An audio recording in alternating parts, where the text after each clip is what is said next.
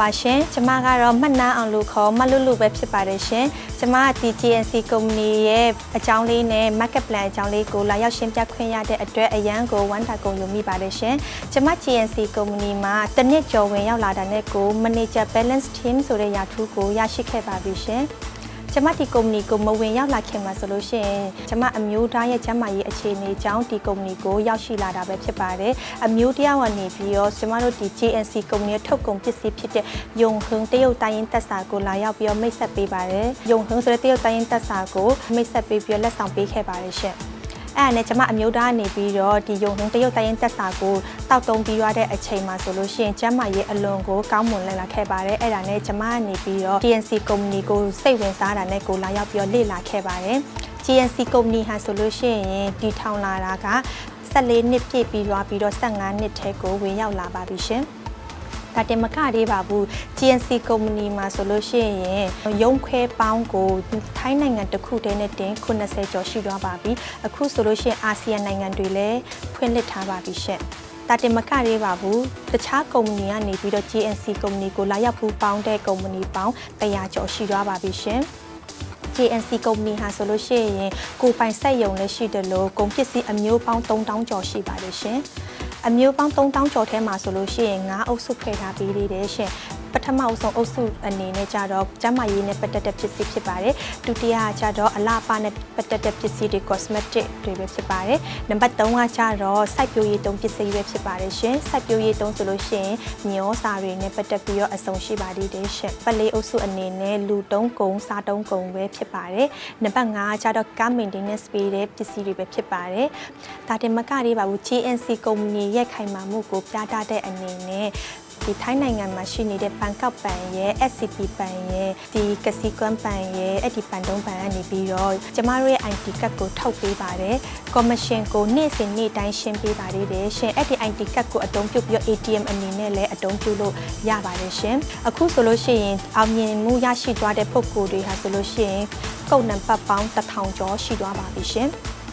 ်ဟုတ်ကဲ့အဲ့ဆိုလို့ရှိရင်ကျမတို့ကြည့်ရအောင်ဒီကုမ္ပဏီမှာဆိုလို့ရှိရင်ကျမတို့ဝယ်ယူရလွယ်ကူအောင်ဆိုပြီးတော့ JC Shop ကိုလည်းအတင်ရဒေတာအတီတီကိုဖွင့်လှစ်ထားပေးပါသေးတယ်ရှင့်ဒါတင်မကသေးပါဘူးကျမတို့အိမ်ကိုအသုံးပြုပြီးတော့ကိုယ့်ရဲ့ JC အိမ်မက်အနေနဲ့လည်းဖွင့်လှစ်လို့ရပါတယ်ရှင် JC M Shop ကားကိုအတုံးပြုပြီးတော့နေရာ data အတီတီကိုတွားရောက်ပြီးဖြန့်ဖြူလို့ရပါသေးတယ်ရှင့်နေရာမလိုဘူးစိုင်ခန်းတွေမလိုဘဲနဲ့ကိုအတီကားနဲ့အတုံးပြုပြီးတော့လည်းဖြန့်ဖြူလို့ရပါသေးတယ် JC မှာဆိုလို့ရှိရင်ကိုပိုင် shopping mall လည်းရှိပါသေးတယ်ရှင့် GNC ရဲ့ကိုပိုင် shopping mall ရဲ့ပထမဦးဆုံးကတော့ခါကျိန်မှာဖွင့်လှစ်ထားပါတယ်အခုဆိုလို့ရှိရင်နေရာ data အတီတီကို JC mall ဖွင့်လှစ်ဖို့အတွက်ကိုတည်ဆောက်နေပါပြီရှင့်ကျမတို့သုံးပြီးသွားတဲ့ဝင်ငွေတွေကိုဝင်ငွေအဖြစ်လဲပြန်ပြီးတော့လဲပြောင်းလဲပေးပါသေးတယ်ရှင်။ကဲအဲ့ဆိုလို့ရှိရင်ကျမတို့ GNC ကုမ္ပဏီရဲ့ပေးတဲ့ဒီရပိုင်ခွင့်လေးတွေကိုအကျိုးခံစားခွင့်လေးတွေကိုကျမတို့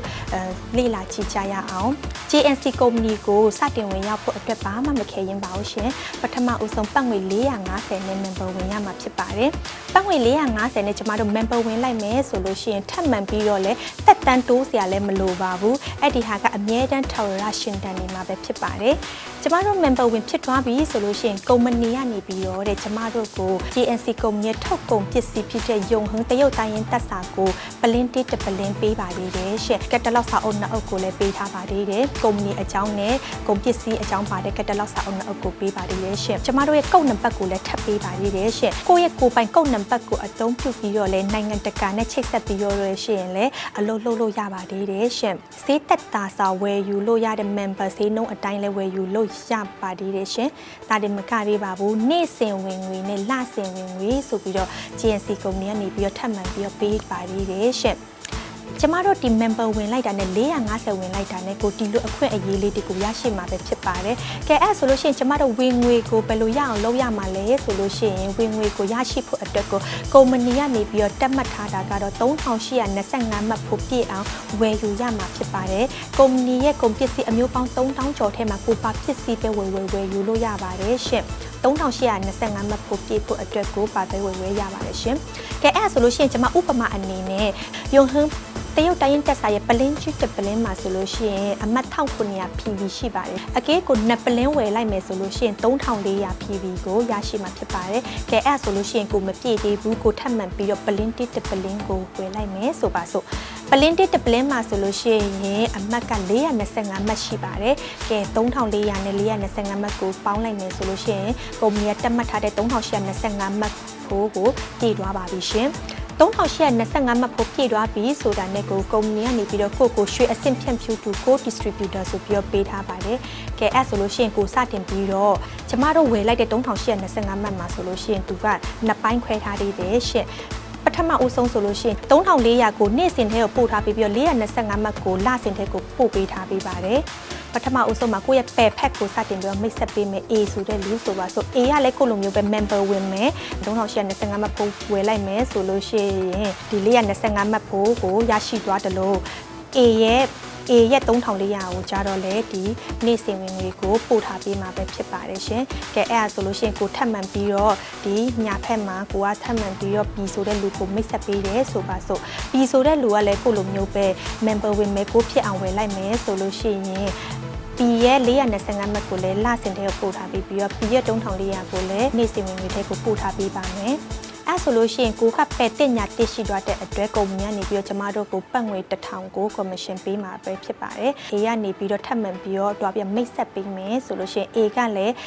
ဥပမာဦးတစ်ဆိုတဲ့လူကိုတွားပြီးမိတ်ဆက်ပေးရဲဆိုပါစို့ဦးတစ်ကိုမိတ်ဆက်ပေးလိုက်တဲ့အချိန်မှာဦးတစ်ကလည်း member ဝင်မယ်ကိုလိုမျိုးပဲကိုဖြစ်အောင်ဝယ်လိုက်မယ်ဆိုလို့ရှိရင်A ရဲ့ပယ်ဖက်မှာလည်းဦးနှစ်ဆိုတဲ့လူကိုထပ်မံပြီးတော့မိတ်ဆက်ပေးလိုက်မယ်ဆိုပါစို့အဲ့ဆိုလို့ရှိရင်ပယ်တင်ညာတက်ရှိသွားတဲ့အတွက် A မှာလည်းပတ်ငွေ1000ကိုရရှိသွားပါမယ်။ကဲအဲ့ဆို B ကလည်းအဲ့လိုမျိုးပဲထပ်မံပြီးတော့လူ2ယောက်ကိုထပ်မံပြီးတော့မိတ်ဆက်ပေးမယ်ဆိုပါဆို B ကလည်းဥပမာဦးတုံးနဲ့ဦးလေးကိုမိတ်ဆက်ပေးမယ်ဆိုပါဆိုဦးတုံးနဲ့ဦးလေးဝင်ရောက်လာတာနဲ့ကို B ကလည်းပတ်ငွေ1000ကိုရရှိပါမယ်။အဲ့ဆိုလို့ရှိရင်ကိုကြည့်ရအောင်1 2 3 4ဒီကိုမိတ်ဆက်ထားပေးတာမဟုတ်ပါဘူး A နဲ့ B နဲ့မိတ်ဆက်ပေးထားတာပဲဖြစ်ပါတယ်။ဒါပေမဲ့ကိုနဲ့လည်းတက်ဆိုင်ပါတယ်ဆိုပြီးတော့ယူဆလို့ရပါတယ်ဆိုပြီးတော့ကုမ္ပဏီကနေပြီးတော့ကျမတို့ကိုပဲနှစ်ညာနဲ့ရှိသွားတဲ့အတွက်ပတ်ငွေ1000ကိုရရှိအောင်မှာဖြစ်ပါတယ်။ဒါဒီမကလေးပါဘူး1 2 3 4ကနေပြီးတော့ထပ်မံပြီးတော့လူ2ယောက်စီကိုထပ်မံပြီးတော့မိတ်ဆက်ပေးသွားမယ်ဆိုလို့ရှိရင်ကိုလာကြည့်မယ်ဆိုလို့ရှိရင်ပယ်လေးညာလေးရှိသွားတဲ့အတွက်ကုမ္ပဏီကနေပြီးတော့ကျမတို့ကိုပတ်ငွေ4000ထပ်မံပြီးတော့ပေးပါအောင်မယ်ရှင်ဥပမာဒီပယ်ဖက်အချမ်းမှာ8ဝင်လာတယ်ညာဖက်အချမ်းမှာ9ဝင်လာတယ်ဆိုပါစို့8 9ဝင်လာတယ်9 9ဝင်လာကုမ္ပဏီကစုံမှပဲတိုက်မှပဲပေးပယ်နဲ့ညာနဲ့တိုက်မှပဲပေးမယ်ဆိုတော့ကျမတို့ဒီမှာ9စုံတော့တိုက်သွားပြီးပါပြီအဲဆိုလို့ရှိရင်9စုံရှိသွားတဲ့အတွက်ကုမ္ပဏီကနေပြီးတော့ကျမတို့ကိုပတ်ငွေ9000ပေးပါသေးတယ်ရှင်ပိုနေတဲ့3ကရောတဲ့ပိုနေတဲ့3ကကြတော့တဲ့ဒီညာဖက်မှာမလာမချင်းကိုစောင့်ပေးပါမယ်အချိန်ကန့်တက်ချက်မရှိပါဘူးပဲအချိန်ပဲဝင်လာစောင့်ပေးမှာပဲဖြစ်ပါတယ်ပြီးလို့ရှိရင်လစဉ်လတိုင်းလဲဝယ်ယူစရာမလိုပါဘူးဒီညာဖက်မှာဝင်လာတဲ့ဆိုတာနဲ့ကိုပဲနဲ့ညာနဲ့ညီရွာပြီဆိုလို့ရှိရင်ကုမ္ပဏီကနေပြီးတော့ကျမတို့ပတ်ငွေနောက်ထပ်3000ထပ်မံပြီးတော့ပေးပါသေးတယ်ရှင်ပဲ15ညာ15ကိုတိုက်သွားပြီဆိုတာနဲ့ကိုပတ်ငွေ1000ခွဲရရှိမှာဖြစ်ပါတယ်ကုမ္ပဏီကအနည်းဆုံးတစ်ရက်ကိုပတ်ငွေ1000ပေးပြီးတော့အမြင့်ဆုံးကို1000ခွဲထိပေးထားပါသေးတယ်ရှင်ဒါတင်မကသေးပါဘူးGNC ကုမ္ပဏီဟာဆိုလို့ရှိရင်ကျမတို့ကိုယာထူးလဲထပ်မံပြီးပေးပါသေးတယ်ရှင်ယာထူးကိုပဲလို့တွက်မှာလဲဆိုလို့ရှိရင်ကိုကနေပြီးတော့စတင်မိတ်ဆက်ပေးလိုက်တဲ့ A ဆိုတဲ့လူကနေစတင်ပြီးတော့ B ဆိုတဲ့လူကနေစတင်ပြီးရည်တွက်သွားမယ်ဆိုလို့ရှိရင်ပယ်ဖက်မှာ600ညာဖက်မှာ600ရှိသွားပြီဆိုတာနဲ့ကိုမန်နေဂျာဆိုတဲ့ယာထူးကိုရရှိပါမယ်ပယ်ဖက်1800ညာဖက်1800ဆိုလို့ရှိရင်ဒရိုက်တာဆိုတဲ့ယာထူးကိုရရှိမှာဖြစ်ပါတယ်ပယ်ဖက်4200ညာဖက်4200ဆိုလို့ရှိရင် president ဆိုတဲ့ယာထူးကိုရရှိမှာပဲဖြစ်ပါတယ်ကို MTP ဆိုတဲ့ယာထူးကိုရရှိသွားပြီဆိုတာနဲ့ကိုကုမ္ပဏီကနေပြီးတော့တကပါလုံးရဲ့ရောင်းအား PV စုစုပေါင်းရဲ့ 4.5 ရာခိုင်နှုန်းကိုယူပြီးတော့ manager ဆိုတဲ့ယာထူးကို3ပုံ director ဆိုတဲ့ယာထူးကို3ပုံ president ဆိုတဲ့ယာထူးကို9ပုံပေးထားပါတယ်မန်နေဂျာယာထူးဟာဆိုလို့ရှိရင်အမြင့်ဆုံးပတ်ငွေ1000ခွဲထိရရှိမှာမယ်